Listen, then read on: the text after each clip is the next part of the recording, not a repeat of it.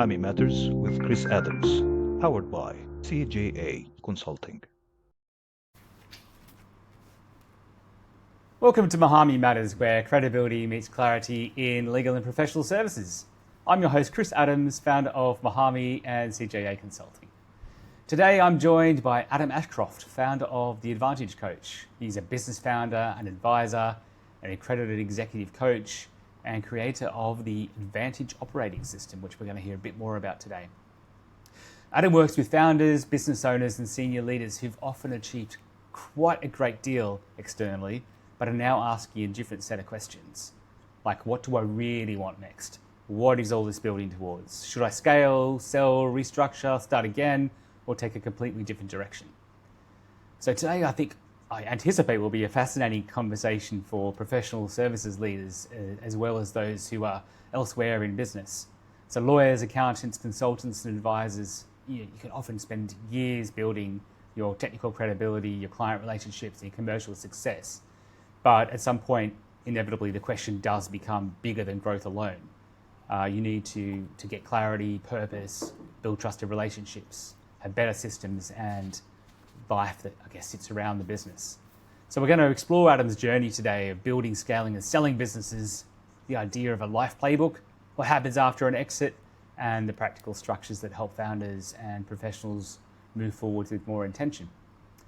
So, Mr. Adam Ashcroft, welcome. How are you? Nice to have you here today. Thanks, Chris. Great to be here. Thank you so much. And we know each other personally as well. So thanks for the very formal introduction. I think you nailed it with the introduction. And the one thing is, I'm an exited founder myself. So it was really, a lot of this when you coach, and I probably from your own experiences of coaching and professional services people, you're from that background and you lead back into where you either had challenges yourself and you want to help other people. For me, I started a business from a very small beginning in a maid's room. It sounds very smart, but a maid's room at home, which was a storage cupboard at the time. I knocked through the glass, which was you couldn't see out, created an office, and that's where I started. And I started employing employee number 1, employee number 2, 3, 4. Grew it across the Middle East, Dubai, Abu Dhabi, Qatar, into Africa, into Asia. It was a huge business, massively successful. But then I exited, and there was this point where I left and I didn't know what to do next. And This is where I think a lot of business owners are either trying to go through that journey where they're trying to scale, then look at the business as a whole, decide what they're going to do, and then suddenly they can be very fortunate, exit, but what happens? And that's where I come from. And I help those clients who are very fortunate in many ways to have thrived and spent 20 years, maybe even longer, thriving and striving and concentrating on their business. But, like all of us, how much time have you spent on your own life and the holistic side? If you asked your daughter or your wife, what do you think, and review yourself, what would they actually say? Whoa, Daddy spends too much profound, time working, probably. Yes, guilty as charged from my own experiences of growing a business. And now I'm very fortunate at helping others, and I believe that I've got such a great balance at the moment myself.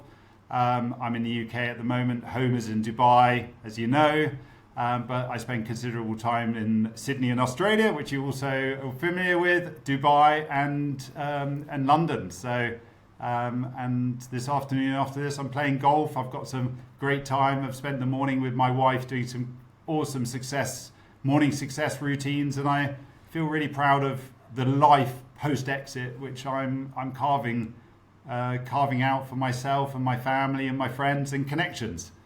Deservedly so, I think. You're one of the connections, Chris. Yeah. Absolutely, yeah, and you are a very good connector. We've known each other for quite some time and run across each other at various different networking events, and you're always a good person to collaborate with.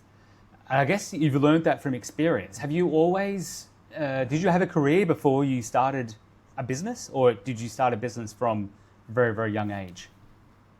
No, I was very fortunate. I started Manlift Power, so this is the business I referenced. At about age 30, I'd moved to Dubai with a Greco, which became a FTSE 100 company and a power generation company. It's the world's leader on power generation. And then I had some very fortunate investors who invested heavily in me and the equipment, and I set up the business Manlift Power with some of the knowledge that I'd had before. Even before a Greco, I was in professional services myself. I was a management consultant in London. So I had some experience on that, and I know from looking at it from all avenues, especially from a professional services point of view, how can you really help your clients and how can you help yourself really be successful? And I'd look back, and these connections is so valuable. But I'm guilty as charged in many ways. You're very kind on saying I'm a great connector. I love connecting people. I love including people. But when life takes over, you have other priorities. You're trying to look after yourself. You're trying to look after your employees. You're trying to look after everyone. And I would say without proven processes and a churning success wheel, you can't be at your best to connect others. So learning through exiting founders, you have your tough times and the wheels fall off, but do you have a process that is success driven? And that's where my Advantage operating system, the plan for your life, which I have and I live with, and this travels with me everywhere, and it has my answers and it has what I'm trying to achieve at the moment. Once that hard work is done and introspective and I work, on that, then everything else comes out, and then I can be a privilege to be around because I can help connect people with great people. And that's, I think, where you see it at its best, when I've got that capacity and I know everything else is firm. Sadly, I think in life takes over, and then how do you get back into your own plan for your life? And the starting point is most people don't even know that they should have a plan for their life. They know they should have a plan for their business. That is the conundrum. Yeah. And I guess where does business end up becoming life, or life end up becoming business? Because certainly for a lot of business owners, they're very, very hard to separate, probably wrongly. But how do you encourage people to keep those separate? Yeah. When I ran Manlift, and we had hundreds of people, millions of dollars of equipment, and if I was in that moment owning the business and running the business, and you asked me how's life, I would go great, brilliant, amazing, all these great people. We drove an incredible culture. But now when I look back, and I've got a photo of me in the Maldives 5 years into my business. And it really makes me cringe. And it's me, 105 kgs, 25 kgs heavier than I am today. And if you'd asked me at that moment, am I living a great life? I would have said, yeah, this is great. Here's the Maldives, beautiful Kuramathi Island. But only now that I can exit myself out of that and look back, do I realize that I could have been so much greater. So it's a bit like being in a bottle of, let's say, a bottle of wine or a bottle. You're the person in the bottle. Can you read the label on the outside? I always love that analogy. I couldn't. I couldn't. You can't. So it's only when you can look at it from the outside, and someone comes outside and looks at it, that the magic can happen. And that's what I sort of had to search myself and then created. I'm a management consultant from training, as I said, in London. I've looked at all these things, and then I've reflected it back and said, how can I be at my best? And I've put in the same process. Be around great people, connections like this. Yeah, be around you. You're clearly world class and supporting professional services. Make sure I've got really great routines. Make sure I've got a really clear why in my life. Am I doing what I love every day? Passions. This is the fire. This is the excitement. So all these key components, and then that comes into what I do, with the founders of businesses. And what I love about interacting, your interactions as well. That for the professional services people, for them to be great, they need to stretch out and essentially help their clients through connections. So, if I was a management consultant and I was in London, I was working with private banks and investment banks when I was young, I never looked out to say, how can I help the clients beyond delivering that legal document, delivering that framework, But if I stretch back and I look retrospectively, if I could help those clients be connected into my network now, which is what I do, we thrive. So now I introduce my clients to brilliant lawyers, select the right lawyers for them at the right time, and then they do great work. So, I've now helped clients sell their businesses, and I bring in legal advice at the right people at the right time. I bring in accountants at the right time. These are all people that you work with, Chris. Bring in the right accountant for the right instance. So sometimes you'll come across and they just aren't on top of their finances to sell their business, but they want to sell their business. All these challenges. Bring in a private banker. They're very successful. How do you bring that in? So I have a web of contacts that I bring in, and I try and choose the right people at the right time. I'm what is it? IFA, independent. I'm independent. Yes. So I bring in the right people where I feel there's a match and there's a real chance of success. But what I would suggest your viewers is, who can they bring in at the right time? So, do they have someone like yourself, Chris, who supports them, and their clients have someone who really knows how to do personal branding, how to sell themselves successfully, how to set up these studios, podcasts, all these things that you do as an expert? Yeah. Do they have founders coaches? Do they have someone who's gone through that journey, like myself, who's gone through it, started a business, grown it to something, and exited, and then post-exit? You want someone who's really trusted and go through those success, sort of the routine, the success formula. Adam, you've frozen for me. Are you still able to see me? Yes, I can hear and see you. Yes. Perfect. And I'm moving on my screen. Yeah. I'm thinking that it's probably just the upload thing on my side. Cool. I just paused for a second so we can edit this bit out. No worries. So, thanks for that, Adam. There's so many questions that I have coming out of that. Maybe we'll start with the Maldives story that you referenced. Oh gosh, so, I cringe. Yes. Well, so I'm interested because you said you referenced your weight. Okay, so obviously that's something physically that in hindsight you don't feel like was the best situation to be in.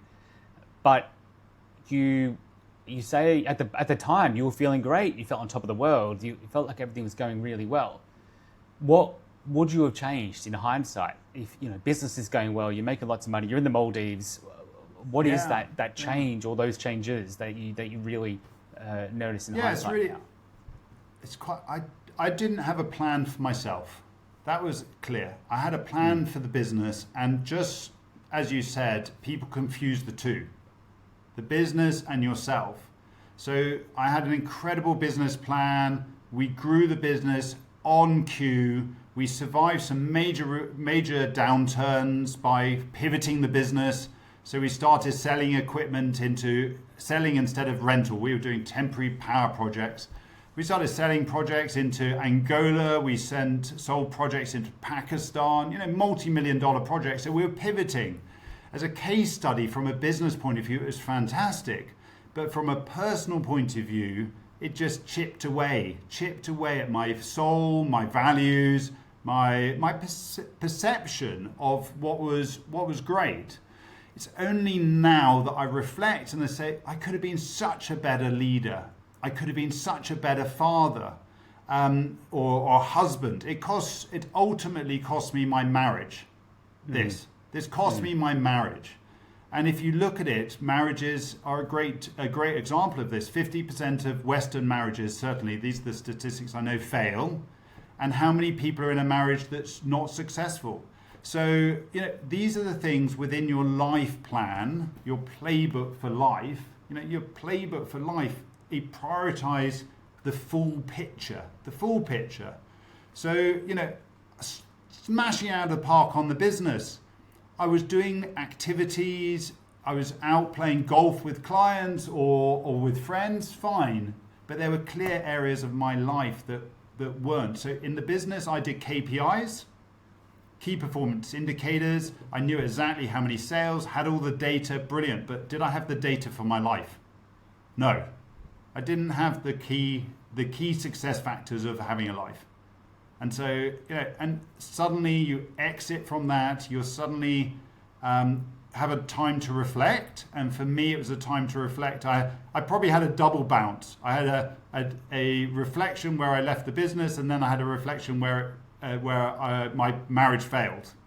And so it was only then that I brought in a coach, a brilliant Australian coach called Mick. And then I had real retrospective look on my life and a pause and a reflection. I had a business coach in Manlift, but I didn't realize the importance. Maybe that person was great in some ways, but I didn't plug it in again and again and again. And I think one of the key things is, especially if you're a father or a parent, is your kids. And look back to when you were a child, you had teachers, you had mentors, you had all your friends around you, you had a brilliant routine system, you had goal setting, which was to set the next exam, pass the exam, you had a motivation. But in life, all of that falls apart and you say, wow, I can do this alone. Or you revolt against education. You say, I've done that, I've done my 20 years of school, university education, and now I'm an adult, I'm going to go it alone.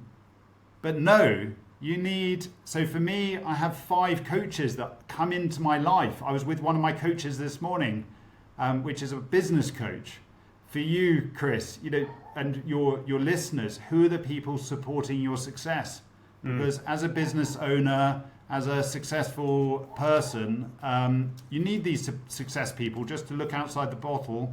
And what I probably reflected on a career as well is, the only advice I got was from my boss, and not necessarily my boss was the right person, because they have their own objectives. And when you own your own business, you generally go back to your wife. And does she really want to know about that? No, she wants to know. She wants Adam as a person, not Adam as CEO or regional director. So, without wanting to pry, did you realize at the time that your marriage was failing? Or were you just so wrapped up in what you were doing? No, of course not. You can ask any questions you want, and I guess it's my choice to answer. But no, of course not. I didn't. But only when I reflected that second bounce, which cost me my marriage, I then reflected, and I did so much research on where did I go wrong? Where did I go wrong? And there was not one big thing. There was lots of little things, and this is how I refer to it. And now I feel that I'm in so much better situation that I've got my own plan.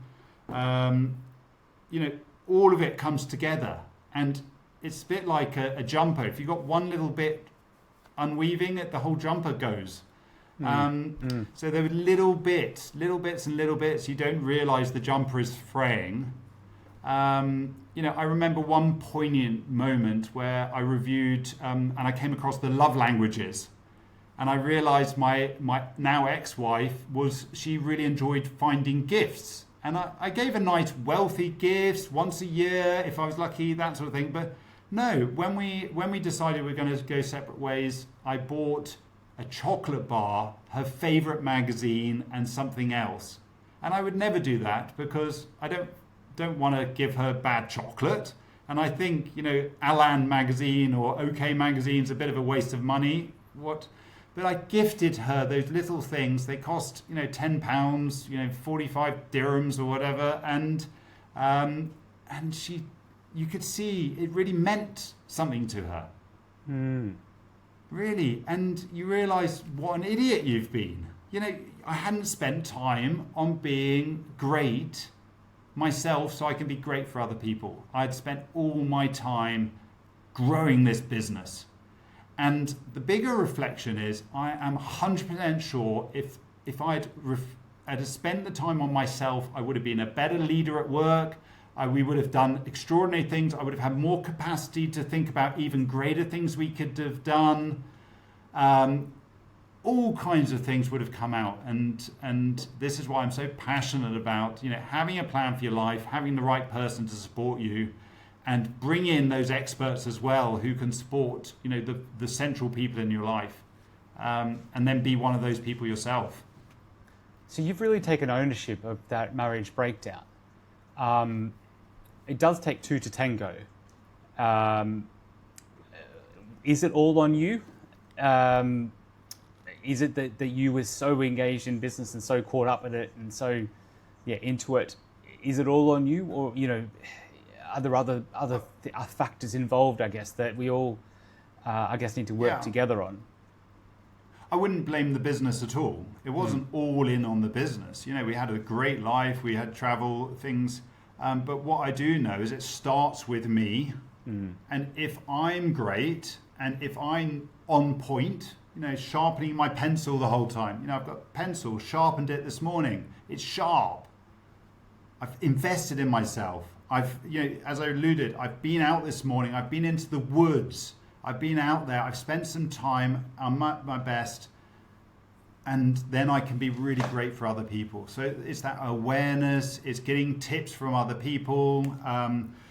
People read books. I've launched my book, Unlock Your Advantage last year. It's just become on Father's Day. And so the great story now is I'm now remarried. I have a young daughter. And on Father's Day, a client who's a very successful CEO sent me a message and took a photo of the book in the bestsellers under Sheikh Mohammed in Dubai and on the bestsellers list. So what a lovely present, a lovely gift to receive on that day. So within this, I go through the plan for your life. What does this look like? It's got a center which creates the plan. At the start, it's what I do keynote speaking for. So as I said, I'm in China next month doing keynote speech for a very big Middle East client and family-owned business.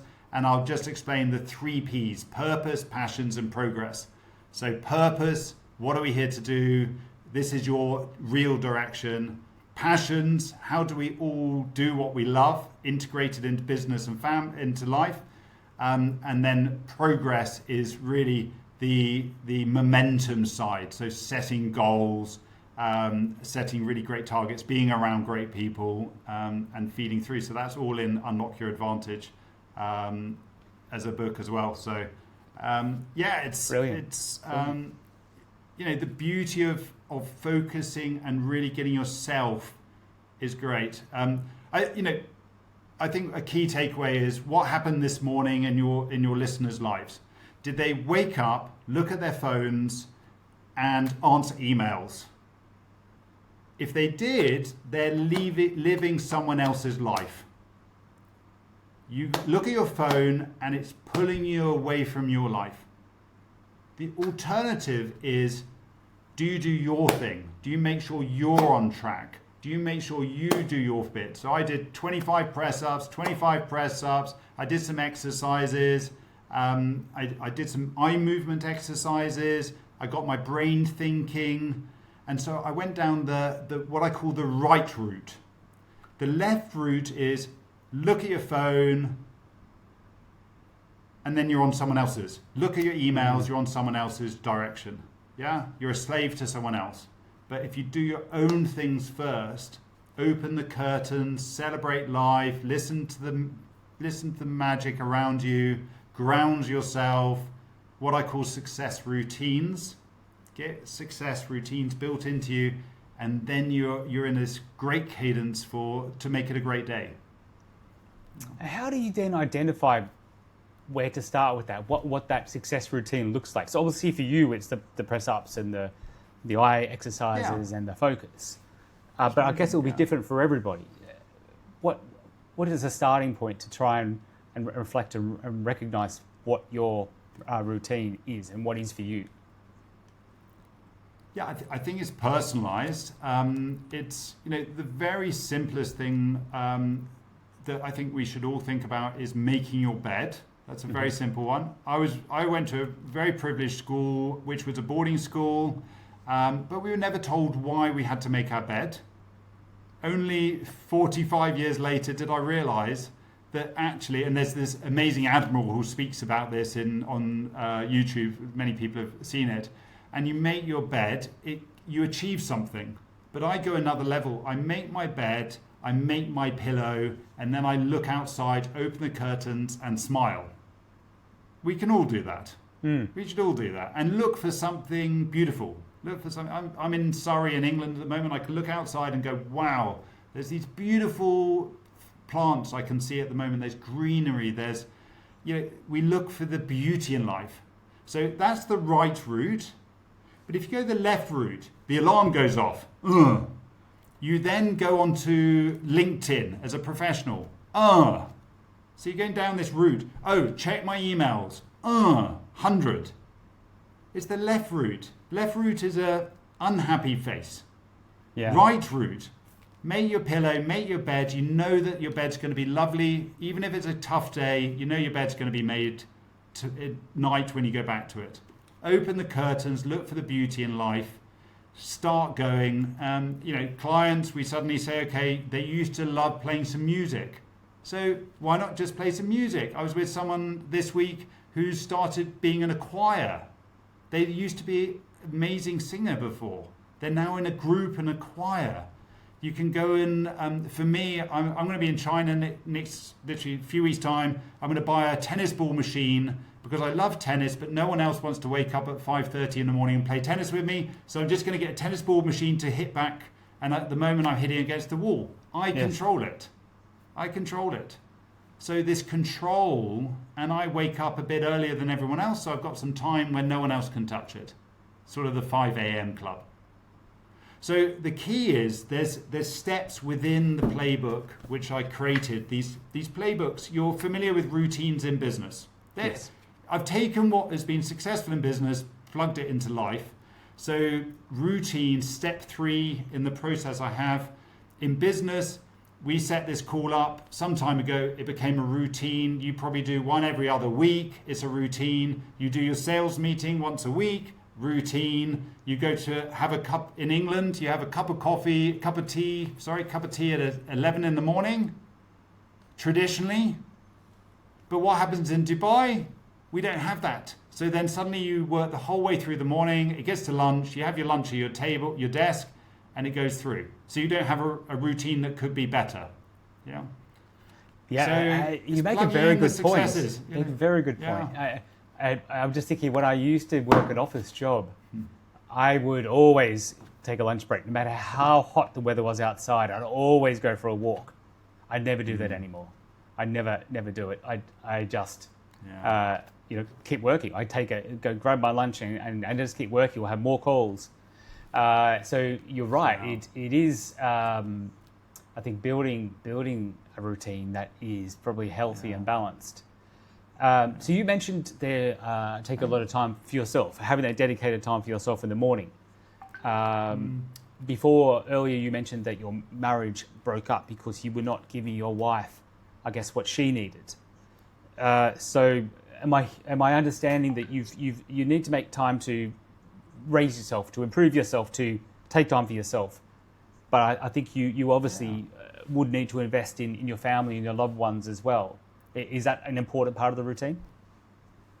Yeah, of course. Yeah, who's in your team? Who's your in team? So for me, I would have looked at my core team as my sales team, my technical team, my contracts team, my debt recovery team, all of those people. And then I looked at it and say, okay, there's 20 people who are my key components in business, and then there's my wife, and so then she becomes one of 30. So what we do and what I do, and the answers I build out in here, and I have them, and here you go, connections, and I have a plan for my connections, and this is very high level. So actually I have my wife here and key people in my life. So I've got my wife, my daughter, my family, my friends, and then I have other aspects of life which are giving back to communities, being part of great teams, but front and central is the relationship with my wife, my close family, and it's all built out. It's fundamental. Who are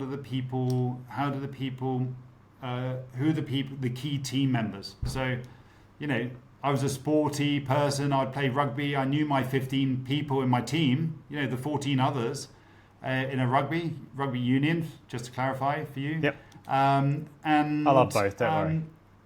Yeah. And who's your team now? Yeah. Who's your key person? I haven't thought about this, but my key person would have been, I don't know, the 2 second rows in front of me, or, if I was second row. So I've got the scrum half that is key for my success. So I need to make sure I've got a great relationship. But who's the scrum half in your life? It could be your wife. It could be your partner. It could be your... all these things are key. And I think, it comes out to me now, but when we're taught at school, we're taught to be team players, but it's not taught how to transcend that into life. Mm. We're taught to make our bed at boarding school, but we're not taught why. We're taught that you should play music, but we're not taught that there's a beat in life. There's a beat in life. There's a rhythm. If you look at Novak Djokovic, there's a boom, boom. There's a tennis beat. That's why they grunt. 1, 2. There's a joy in music. We should be dancing through music, dancing through life, because life should be joyful. And if we're joyful, happy, and we're fun, everyone wants to be around you. If you're, once again, the right route, there's a beat. So for me, it's something that I realized I neglected in life.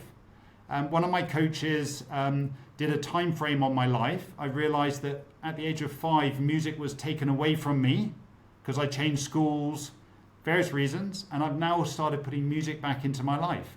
Only when I talk to people around music, they go.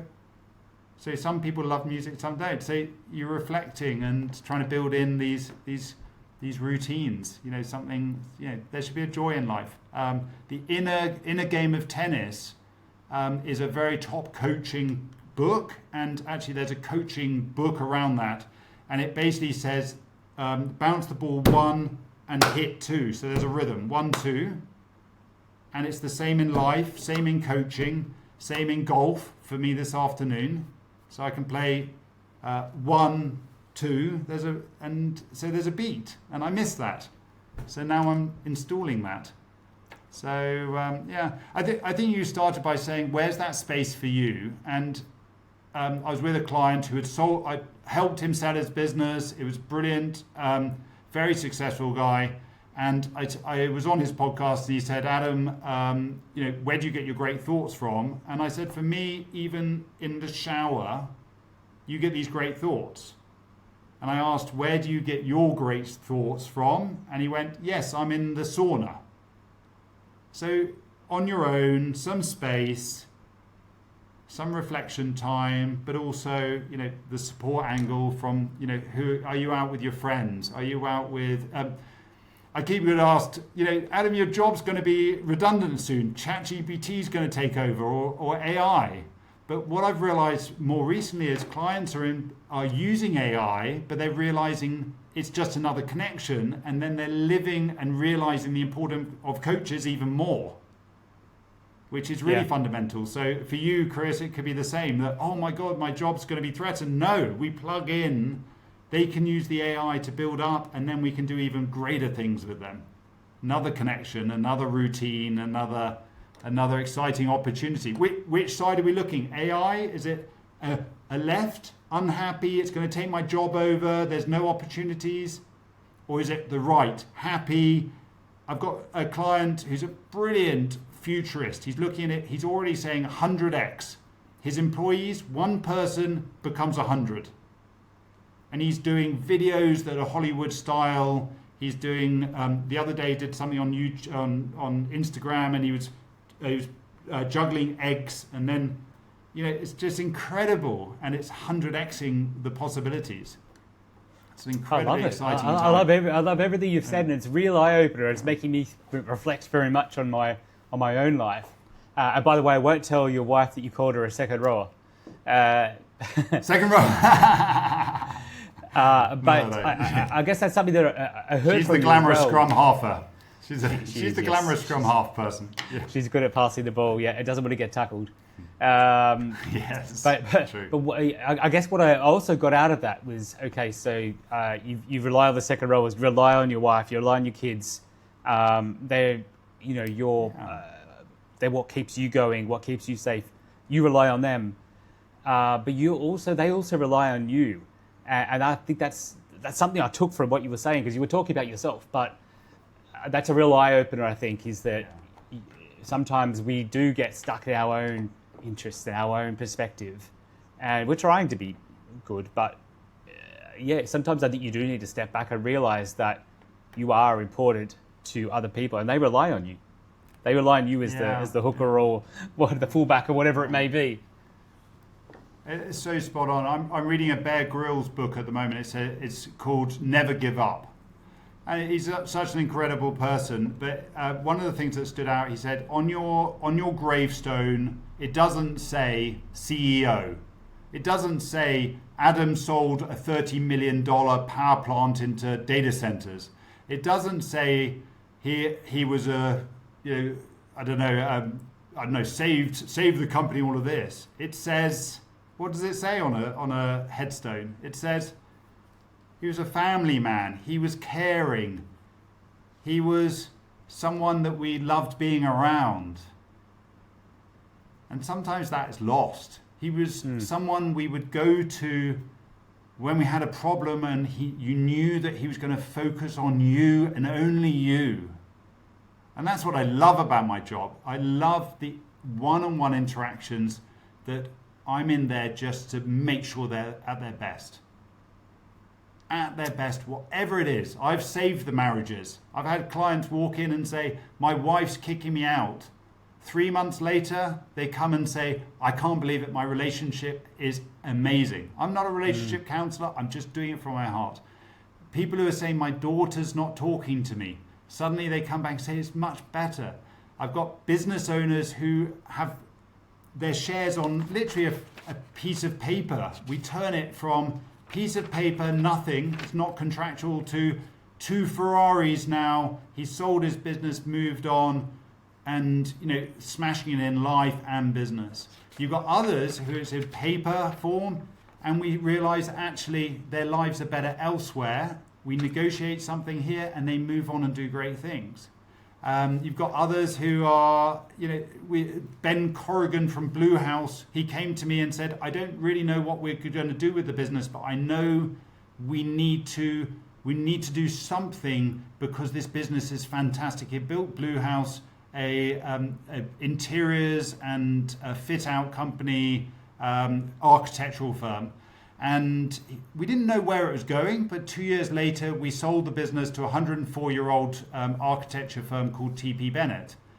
Now he's part of that community, and he can do the company and the people thrive, and he is in partnership with TP Bennett. Now it's called TP Bennett Blue House. Fantastic stories, and so we're privileged to work, and you'll see this yourself from your work you're doing. You're intimately trying to help them scale, create a brand, and really thrive. And as I always says to you, I've worked with lawyers, and I've worked with management consultants, professional services, but I would always say Chris is your man if you want to spend full time on that brand and you launch it. I touch. Yeah, I mean, growth is all. It's funny because I think you obviously work on people's own personal growth. I want to help them to grow their business, especially when they get stuck. And I love that I have you in my life, in my network, because inevitably, when I talk to clients about why their business is stagnated, why their growth isn't. I mean, there's things I can help them with. It often comes down to them just trying to take too much on. They're taking too much on. They're trying to spread themselves too thin, and I help them to get that focus, but more from a business side. You, on the other hand, it's great. Look at the person. You look at the person, and I love that. So, And just to sing your praises there, Chris, on whenever we interact, I see world class. So you've got the collaborations, the connections. You've even got the documents that say, okay, I can see there's a collaboration partnership. You can work with me, or you give it to a lawyer, and they've got very clear parameters on how to work and make you successful. Once again, you've set up this interview today, and it's seamless. And it's very professional. You send all the pre-work before. It's very clear, and that's the bedrock of success. And then we can intertwine, what we discussed before. I'd say probably 90% of what we've been discussing this morning is probably different than what we had planned. Way off script. Way off script. That's love. Yeah. But that's the best bit about it. That is the best bit about it. Yeah. But we know we have a firm background. And that gives us the confidence to speak about other things. And if you don't have that firm background, you're just a bit lost. And that's where I was as a founder, successful on the surface, but under the ground, without knowing it, not where I should have been. Not where I could have been, should have been. Yeah.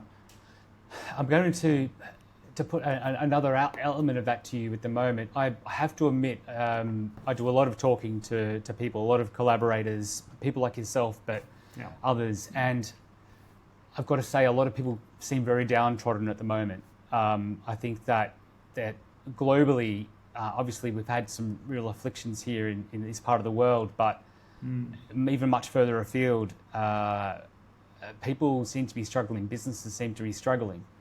And I guess the automatic reaction as a business owner is to just work harder and put more effort into it. And I don't need that amount of sleep. I can't spend time with my family because I every minute I'm not working on improving this business is one step closer to failure. That's pretty much the opposite of what you're saying.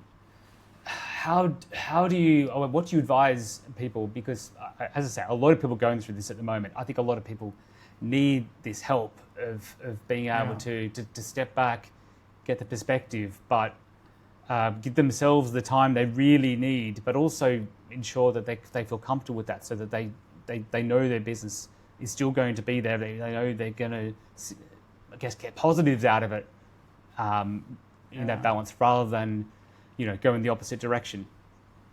Yeah. I really think that, sadly, society has broken away. In the old days, we would all go to church.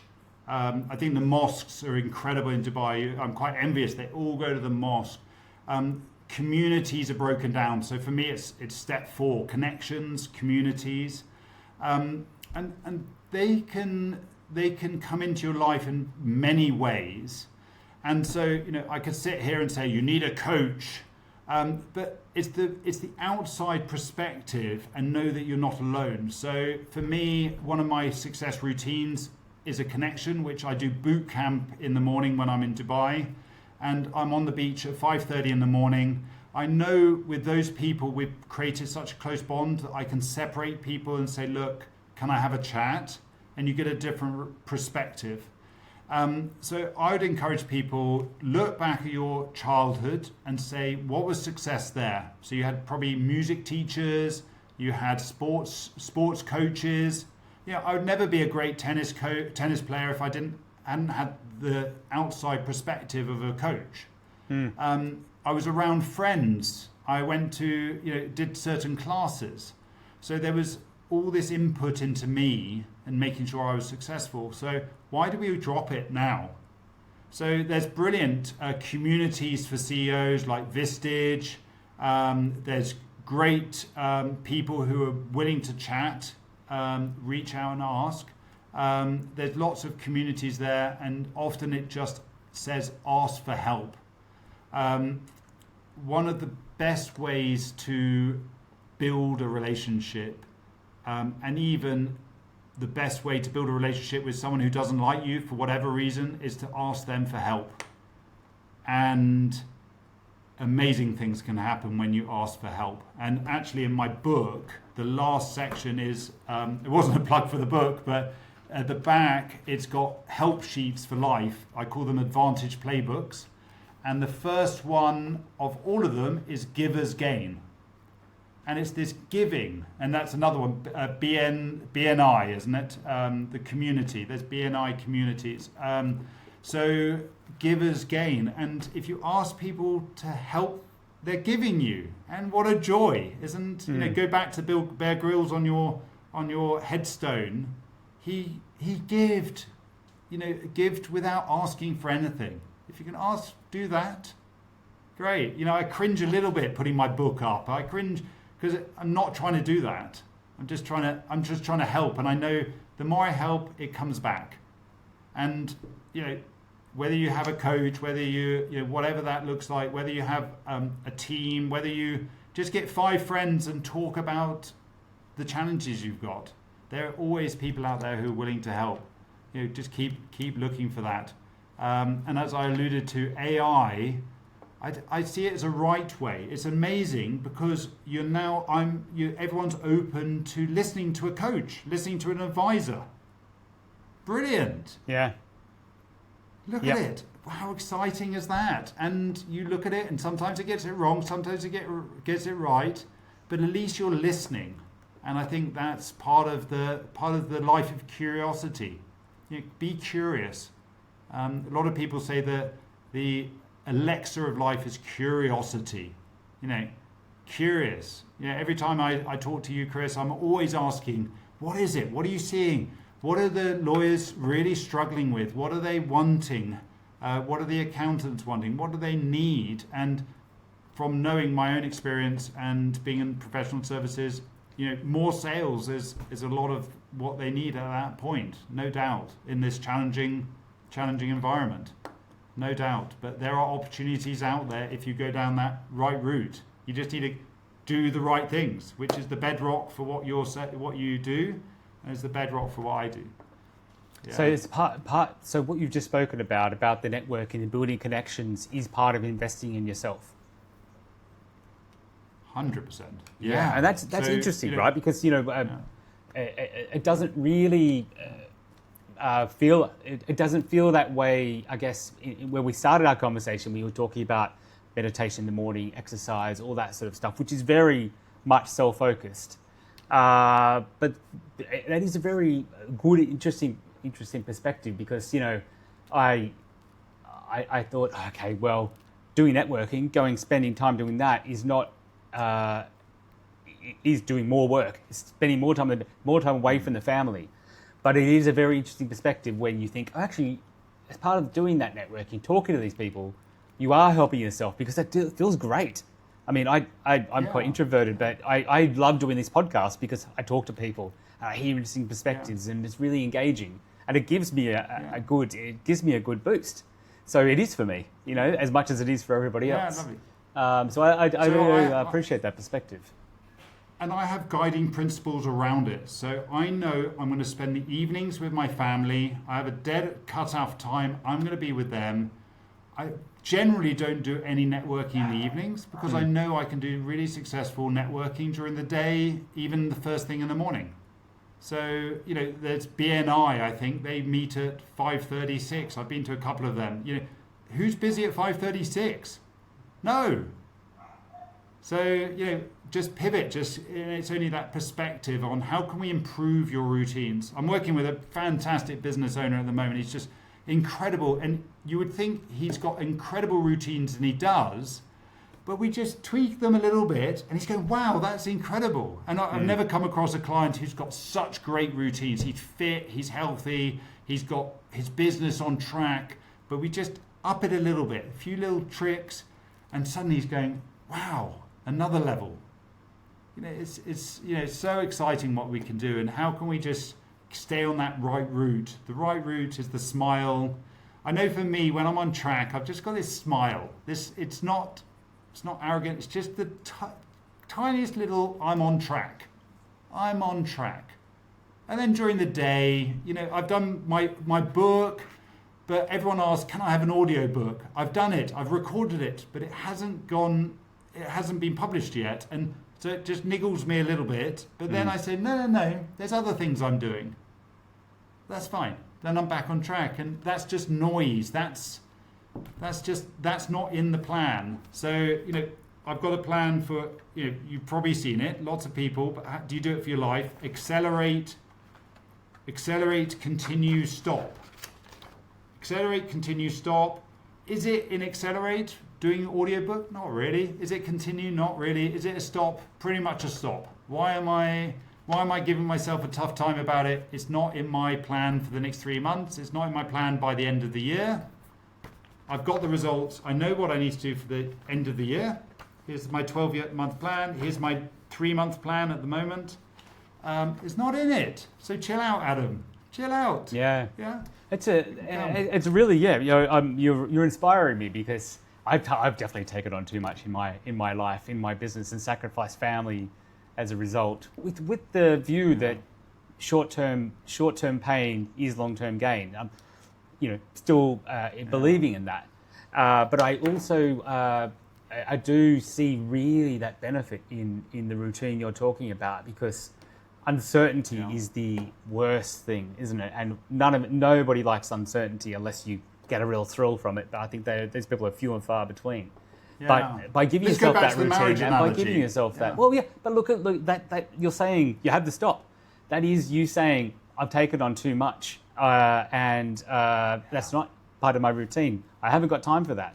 That has to go on the back burner. It's a great idea, but if you have the routine, if you have the hard stop at the end of the day, if you have the commitment to doing something for yourself in the morning that is a non-negotiable, then you're right. You do just feel better. Yeah, exactly. I was with a business owner the other day. It cost him £10 million for his divorce.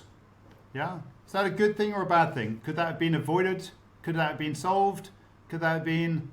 And then the result. So you push these things forward, but are you doing the right things? Is it the right things? And it's clear that we can all do better, and there's that niggle that you could do better, whether it's more sales, it could be being a better person, it could be... wherever you are on that life journey, I always think it's learning when you are a kid up to about 20. You're doing, then to university, then you're doing. But most people are running around. They don't know it. They're in a new environment, and then ideally, when you retire, or when we're doing as privileged as us, we're giving people. But we often forget to have people supporting us. So as I said, I have 5 coaches that are coming into my life. I was with one of my coaches this morning, business coach. I was with one of my sort of life personal coaches, trainer coaches last week, and I plug them in. And why don't we have these people? I just, and now I've got AI as a coach. Yeah, 2 coaches. I've got Claude and I've got ChatGPT. I was up last night working with Claude, and I was like, I should be going to bed. But I was really enjoying it. I was really enjoying it. At midnight, I was really enjoying it. And I was in 2 minds, because I was like, actually, this is actually making me feel good. It feels like make me feel like I'm really driving business forward and doing things. But at the same time, I probably should be going to sleep. So it's a kind of hard. This is the challenge. Yeah. So there's no routine. So when I have a client, I know I'm working for 60 minutes or 90 minutes, and it ends. With Claude and AI, there's no ending. They're driven to spend your time. They say, oh, have you thought about this? Have you thought about this? Yeah. Have you thought about this? And then AI more recently to me has been saying, oh, wait. So I'm spending even more time. So they're playing with you. So I would question, are they really working for your interest, or are they working for other interest? And so you need to manage that, be conscious of it when you're working with AI. How do you manage it for best? For me, I know I work with a set period of time, and then we work through that and we finish. And it keeps it crystal clear, keeps it on time. Let's be cautious. We don't play rugby or football for 3 days, 4 days, only cricket. And that's precise. 5 days with a test match, and then you finish. They do have lunch every day. They have a break. Brilliant. Yeah, they have water breaks and things. But why do we not in our lives? Spot on there, Chris. Yeah, spot on. Yeah. Why do we think we can just go on and on and on and on like a Duracell rabbit? Then what happens to the Duracell rabbit? Can't. Yeah. You need some new batteries at some point. But yeah, you're right with the test cricket analogy. There's also at least a week between matches. So they may play 5 days intensively. They've got another 8 days off before they start again, or maybe even 10 days off before they start again. So yeah, you're very right from that point of view.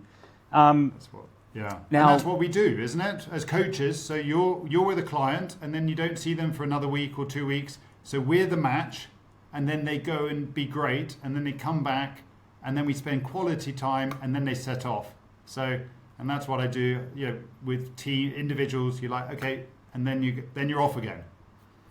When I'm working with my coaches, I'm off, and then I'm off, and then I always ask, when do you want to meet next? And some say, I want to meet next week. I want to meet in 2 weeks' time on my holiday. But and then you get the adrenaline up for them again, and then you get them on track. It's a bit. I was with a client in North Carolina, and he's got a flyboard, one of these things. And we were saying, they look fun. So the flyboard goes down. But to get it up, you need some pressure, and then it goes up, and then it floats along on the plane, and then you have a little wipeout and down. And it's the same when we coach. It's you coach, you get them up on the plane.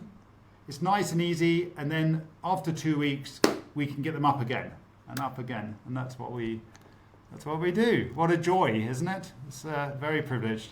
It is. So I would explore that a little bit more about coaches because, one thing I find quite amusing is because I know you don't want to be thought of as a coach anymore. So you've moved away from that moniker of being a coach. So maybe you could tell us a little bit about that. But by the same token, you and a few other very successful people I know, part of their success they put down to is having multiple coaches for different aspects of their life. So tell us first a little bit about why you've moved away from being a coach, and also then secondly, what coaches have done for you, and what do these 5 coaches do? Yeah, I think so. So the first one is why do I cringe a little bit about being a coach? Because coach is such a generic word. What does coach mean? So you could be, I don't know, a football coach for England football coach, or Australia's football coach. It's very specific on what that task is. That person would be educated by FIFA. They would have gone through the ranks. They've got 10, 15 years of manager experience. And then, is it Eric Cantona's just become the coach for France? I think, if I read it right. No, it wasn't. It wasn't Eric Cantona. It was the headbutting guy. I can't remember. But he's got a career as a footballer as well. So, so he was a footballer, and then so you yourself, Chris, you worked in law firms. And then you became a coach, but you're very specialist on professional services, on growing them, and you're using your experience. For me, I don't think coach is right. It is right in many capacities, but it's because I was a founder, I built a business, I went through that journey, then I scaled it, exited, and now I coach business founders because I have that focus. Coaching, I love the methodology of coaching, but it depends which methodology. So my way I coach is I will ask questions, as much questions as possible. If you come up with the answer, you're going to be vested in that answer. So that's the first one. A lot of methodologies within coaching, business coaching, they say you can never tell someone what to do. I don't quite believe that. You need to be delicate on that, but I will ask the questions. If they don't come up with the answer, I will give a world-class solution. I'll say, when I worked with AWS and Amazon, this is what they did. When I worked at Bain, this is what they did, or with Bain, this is what they did. And these are sort of advantage playbooks, cheat sheets for life. I never knowingly tell anyone what to do. It's their life. and never knowingly tell them what to do. It's their life. So they will either find the answer through questions, or they will answer through questions, or they will answer through me giving a world-class solution. Yeah? Or I'll say, go and find someone who's world-class, and like an accountant or someone like yourself, who's a specialist in that subject. So, sorry, let me just pick up on that. So you said you'll never never knowingly tell people what to do, but you will give the world-class advice. Where's the juxtaposition there? Yeah, so I will give them and say, okay, and it's actually in my book at the back. I've given 12 examples, so I can literally open it here and say OST. Okay, so this is a cheat sheet for life. Objective, strategy, tactics. So objective, what is your objective is, let's say the All Blacks rugby team. The objective is to be the world's greatest rugby team of all time. Pretty, but it's up there in the stratosphere. The strategy is to be world champions at the next World Cup. And the tactics is on the pitch, what are we going to do, the tactics? So you can transfer that into your life and say, okay, what is my objective? What are my strategies, but what are my tactics? Exactly the same thing. So I would say, okay, let's try and do that model if it's appropriate at that time. What are you trying to achieve? What are you doing? And what are the tactics here now, and the little movements that we need to do? So elevator pitch. Okay, another one. So elevator pitch. So when you meet people, what do you do? So as a coach, I need to be really clear where I'm talking. If you're a lawyer, you need to be really clear. Oh, I'm a lawyer. I know lots of lawyers. Yeah, lots of lawyers. What's your specific? Yeah.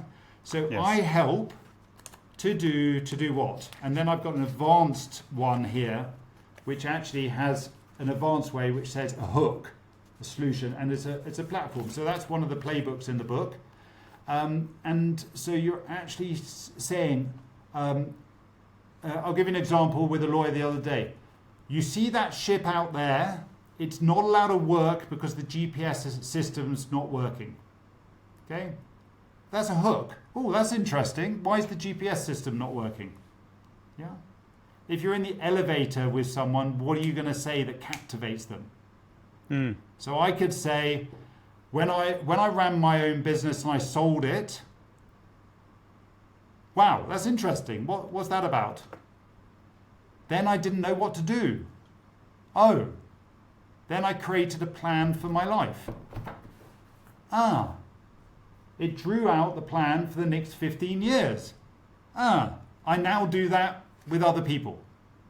So I've attracted founders, and so how do you, and then I know I'm in my swim lane, because if you're not in your swim lane with coaching, you'll get lost. And if you're if you're not in the swim lane as a lawyer, you'll get lost. And if you're not in the swim lane as a management consultant, you get lost. How do we get that pointy end? So the work I used to do with Bain, McKinsey, all these big firms was very, very pointy. Very pointy. It was specific about my power gen experience on scaling power generation businesses around the world. They knew I was the expert. I knew they were in that project. Very pointy. Now I'm very pointy on exited founders, people who want to exit, and people who are on that journey who want to build a great business and life together. Very, very, very focused on that starting point. And it's clear. So I would say that's a really key takeaway. What is the undeniable world-class? Where are you world-class, better than anyone else in the world? I love the way you've articulated that. I love it. Yeah, the companies you've worked for, Altamimi and Co, are the world-class ones. So why wouldn't I want to engage with you, or why wouldn't I want to connect my network into you? Yeah, I love the way you've articulated that, because it's what I tell my clients is that you need to narrow down. You're overwhelmed because you're targeting everything out here. You need to narrow it down. That's what I work with them on. It doesn't take long. So I love the way you've articulated it, though, because it is very accurate, and I think it makes it very clear to people. And the other one is this connections. I think this is the root of where you're going, you've gone, is if you can promote other people, you never need to sell yourself. So if I can promote you, I promote the best people in their niche, then they do the same for me. They know my niche. It's undeniable. I believe I'm unique. I don't believe I know of anyone else who's gone through that journey of building, scaling, selling, certainly and then becomes a coach and advisor. Most people are sat on the beach thinking they're having a wonderful time. That's not something I want to do. I want to, add value to people. So it's a niche. There's a small niche of people similar to me who is supporting and got the experience of doing that journey before helping as well, and creating a framework around it. I've not come across anyone else. So that's made me realise there's two people I need to introduce you to who need your help. So yeah, I'm glad you said. I'm going to just make a note of that. Yeah. So you've gone well beyond being a coach, and I do understand, because especially when you go out as a business person and you meet a lot of people, everyone's a coach. Every second person is a coach, and it's quite meaningless. So I think the point that you were making is you do need to be able to articulate very clearly to the people you're talking to about what your strength is and what you do, so that they remember it, because they are your power. They're the superpower to 10x your reach. I think that's a very important point to take from what you've said. You need to be very clear and articulate so that people understand and remember who you are and what you do and who you've worked for, what their credibility is. So tell us, though, about the 5 coaches. I was going to mention that. You didn't. Yeah, exactly. So I can talk about myself, or I can talk about a client. A client has, I haven't thought about it. So one has 5 coaches as well. So he has a personal trainer, fitness coach. He has me as, I guess, the business coach or founder coach. So looking after the founder. He has, who else does he have? I'm trying to think. But he's even stretching and saying he needs a religious coach. So he's got five people. I can't quite remember at that point. So even a religious coach who is coaching him to make sure he's on values, he's doing that sort of thing. So those are there.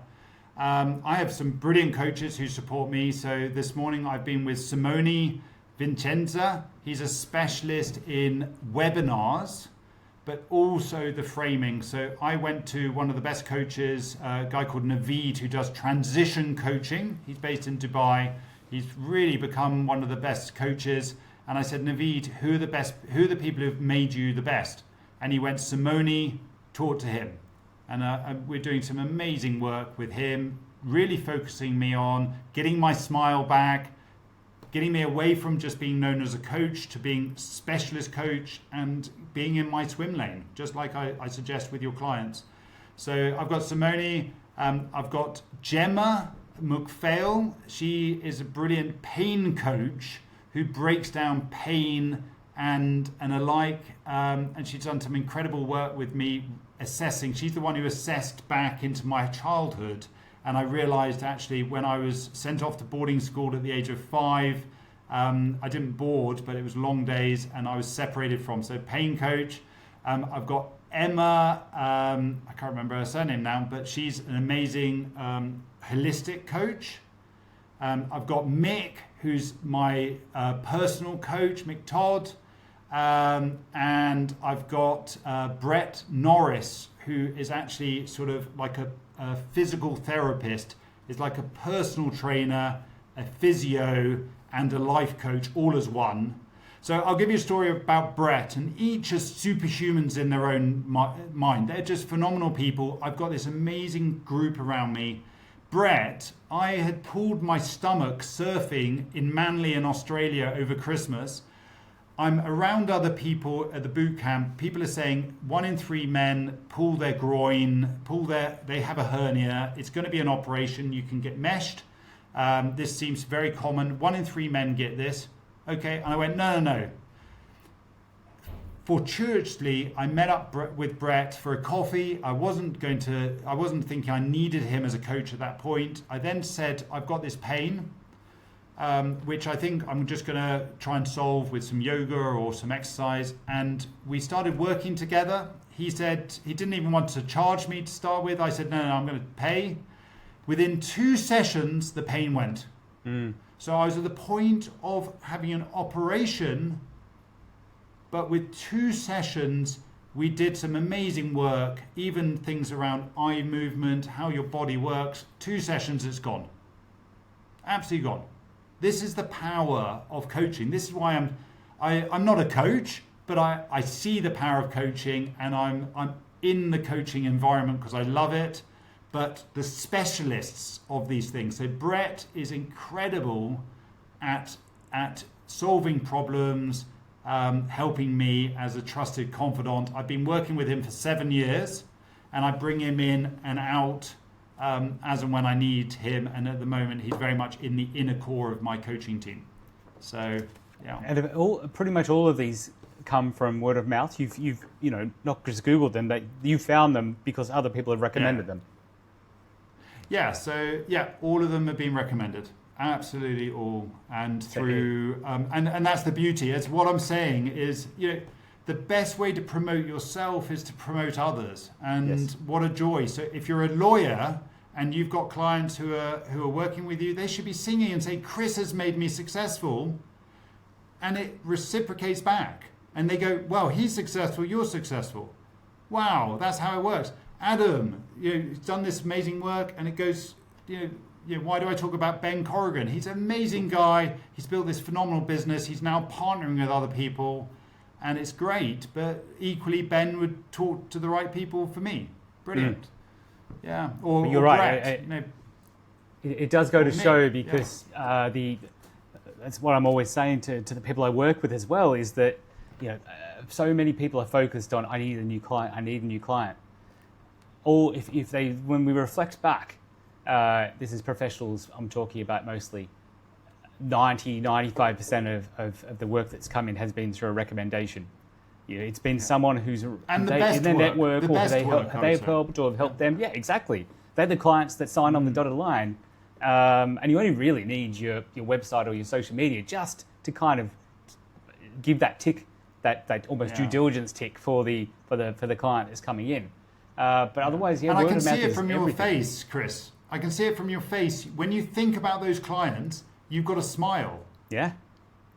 And it's a nice smile, and I can see confidence and the work you've done with them. This is what it's about. This little bit here that you go, I did some amazing work, and I'm the best of the best, and they aligned with me, and we made amazing things happen. And with your viewers, how do they get those ideal clients who really resonate with them? They're the best ones. They will pay you on time. They will respect you. You'll do the best work with them, but you need to be knowing exactly what you're doing, what you're offering to them, and stay in that swim lane, be around the right people.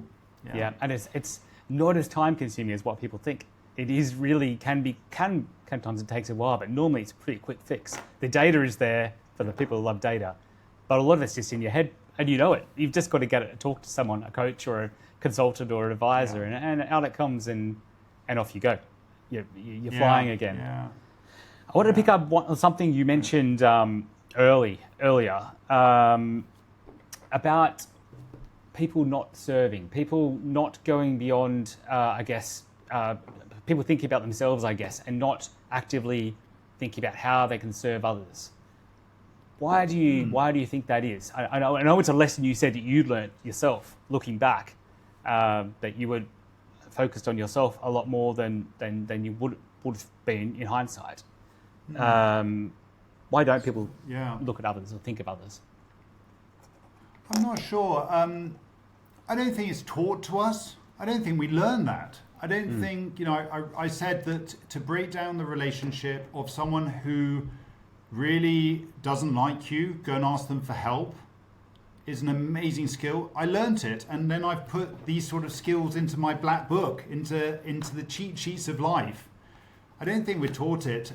When you go into the British Army, I'm not ex-military, but when I became a coach, I quizzed all the best people I knew around leadership and alike. And the book you're given at Sandhurst says serve. Your serve leadership, or service is leadership or something. You're a servant. You're servant. You may have watched Downton Abbey. The servants below are getting as much joy, if not more, than the people above ground who are supposed to be the amazing people. They're serving. They're serving. They're getting pleasure from it. I'll tell you, as a coach, you come across incredible things. I had this most profound moment with a client fairly recently, and she said, and we've got the 3 P's to succeed: purpose, passions, and progress. And I believe everything comes into that.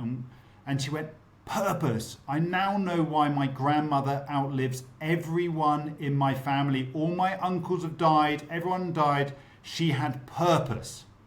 She looked after everyone.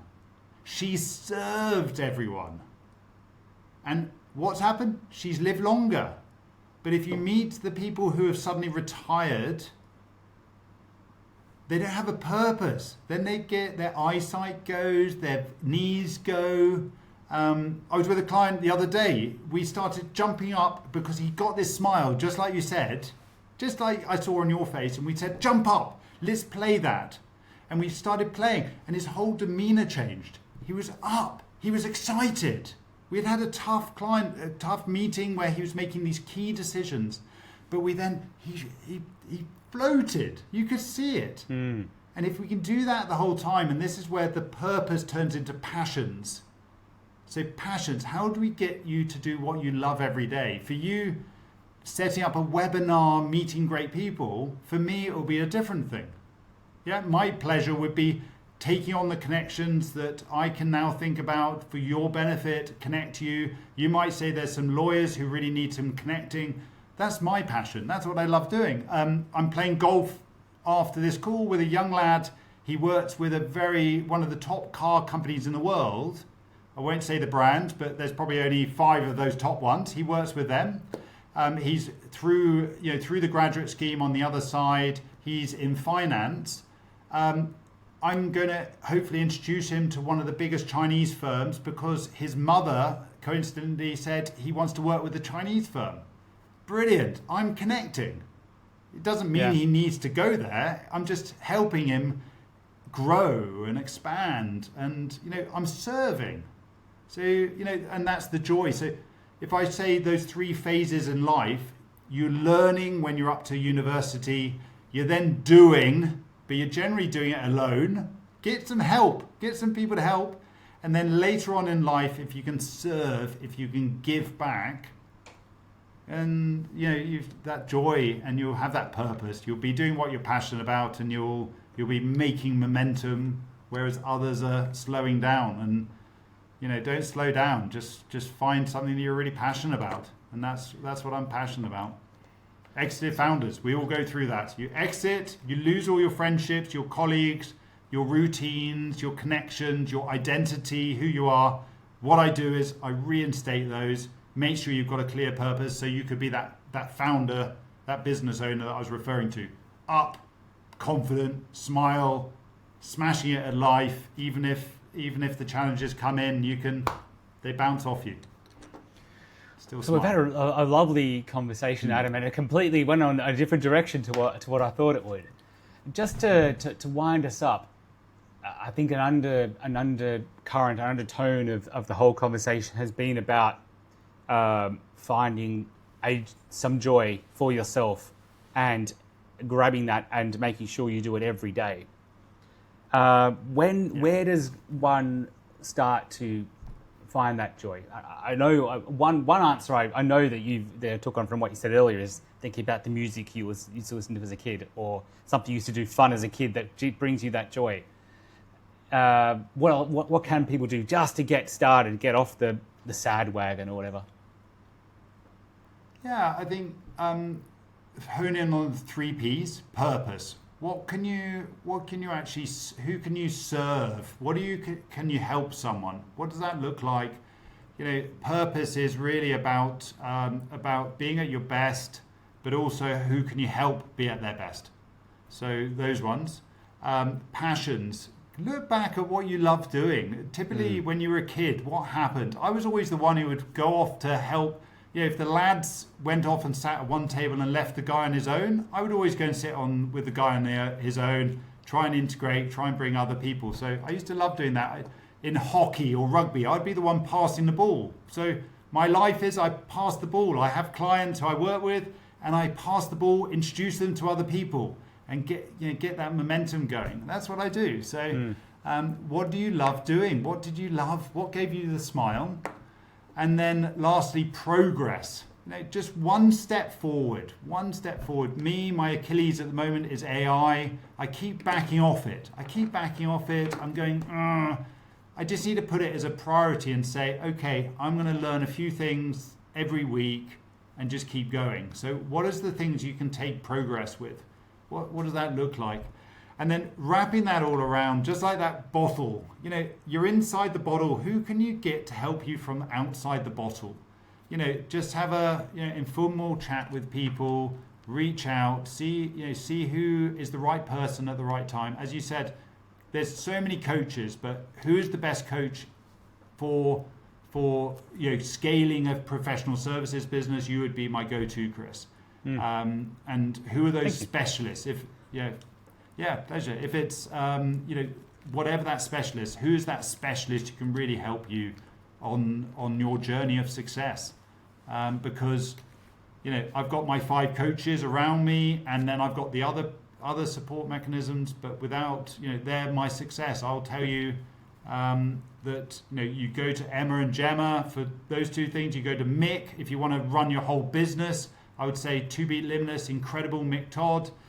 They do some incredible stuff that takes the work I do to another level if you want your whole business done. Brett, to make sure you're physically fit.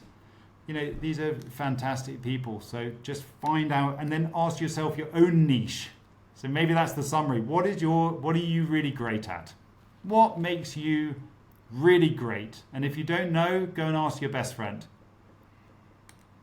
Yeah, well, I think they could probably come and ask you as well, because I've definitely found value in talking to you today, but in talking to various different business coaches and other coaches and in my life, especially over the last 12 months, it really has been very enlightening. And you're right about being inside the bottle and not being able to see the light. I always think of it as, I can't see below my chin. It's something here. Okay. But yeah, things that have awoken in me that I couldn't see because it's here. I'm inside the bottle. Yeah. So I completely agree with you, and I really see the value, and very grateful for you joining us today, Adam. So if people do want to get in touch, they want to get a copy of your book. You've got multiple books. What's the best way to find you and find the books? Just search Unlock Your or The Advantage Coach. So the book's on Amazon, but just go to theadvantagecoach.com. Anything with The Advantage, you should pop up. I'm on LinkedIn, so pleasure to be with you, and love the journey and following your successes as well, Chris. So thank you for joining us today, Adam. It's much appreciated. It's been very enlightening, definitely for me, and I would definitely recommend that it's very powerful for our listeners and our viewers as well. So I think what stood out for me most is that you've got to find that joy in your life, even if it's just that little bit, because otherwise, what's the point of existing? What's the point of what you're doing? And you do have control over that. You've always got agency. And success is not always the same when you don't have that clarity. And so if you are exiting a business, if you are looking for that joy, go and talk to Adam. He's more than willing to help you out. Go and get a copy of the books. If you enjoyed today's episode, be sure to subscribe and share it with your network. For more insights and support, visit muhami.ae. Connect with me at CJA Consulting. Always here to lend a listening ear. I'm Chris Adams. Until next time, stay informed and stay empowered. Thank you for joining us on Muhami Matters. If you found today's episode valuable, subscribe and connect with me to stay updated. Join me again soon as we continue to bring you credible insights, practical strategies, and trusted advice to empower your professional journey. I'm Chris Adams. Until next time, stay informed and stay empowered.